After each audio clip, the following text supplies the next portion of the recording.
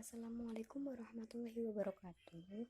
Di sini saya kelompok 1 akan mempresentasikan sejarah perumusan Pancasila. Menggali di dalam ingatanku, menggali di dalam ciptaku, menggali di dalam khayalku, apa yang terpendam di dalam bumi Indonesia ini, agar supaya sebagai hasil dari penggalian itu dapat dipakainya sebagai dasar daripada negara Indonesia merdeka yang akan datang.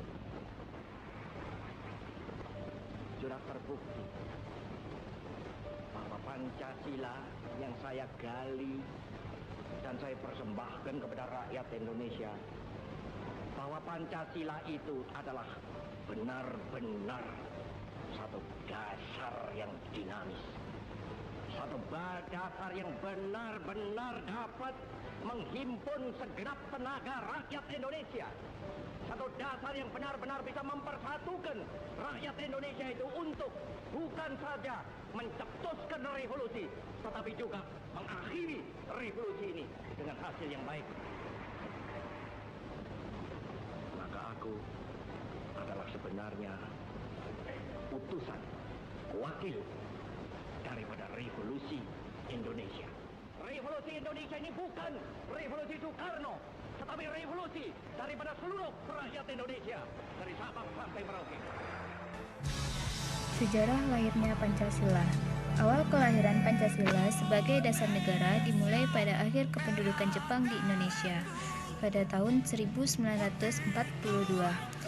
Pada saat itu, tentara Jepang dalam kondisi terdesak oleh sekutu, sehingga Jepang melahirkan politik merangkul bangsa-bangsa di Asia untuk menghadapi sekutu.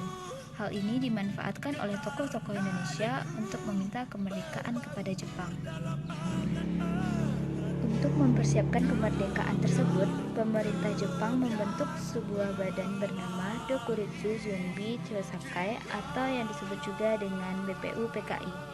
Pada tanggal 28 Mei, BPU-PKI dilantik oleh Letnan Jenderal Kumakichi Harada, seorang panglima tentara ke-16 Jepang di Jawa.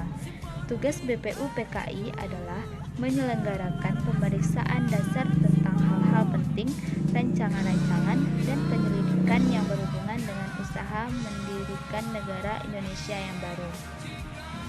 Dalam merumuskan Pancasila sebagai dasar negara yang resmi, ada 3 usulan yang dikemukakan oleh 3 tokoh Indonesia, yaitu yang pertama adalah Muhammad Yamin pada tanggal 29 Mei 1945 dengan usulan yang pertama, peri kebangsaan, 2. peri kemanusiaan, 3. peri ketuhanan, 4. peri kerakyatan, 5. kesejahteraan rakyat.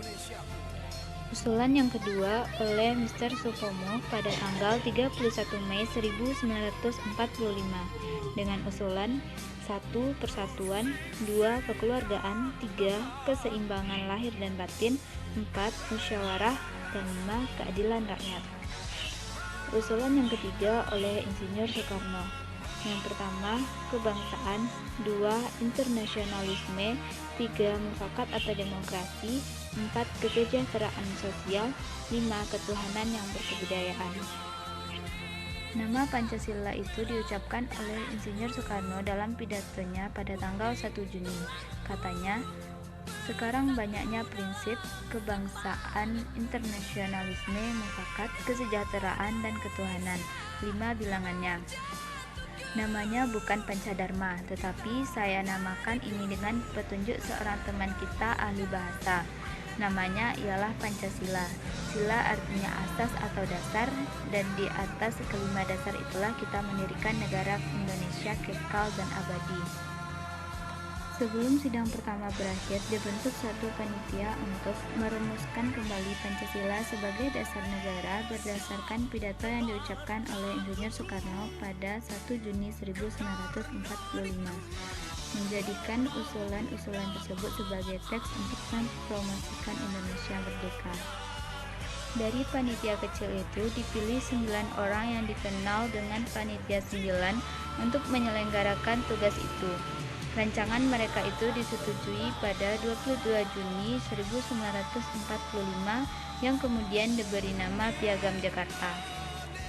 Isi dari Piagam Jakarta yaitu yang pertama, ketuhanan dengan kewajiban menjalankan syariat Islam bagi pemeluk-pemeluknya.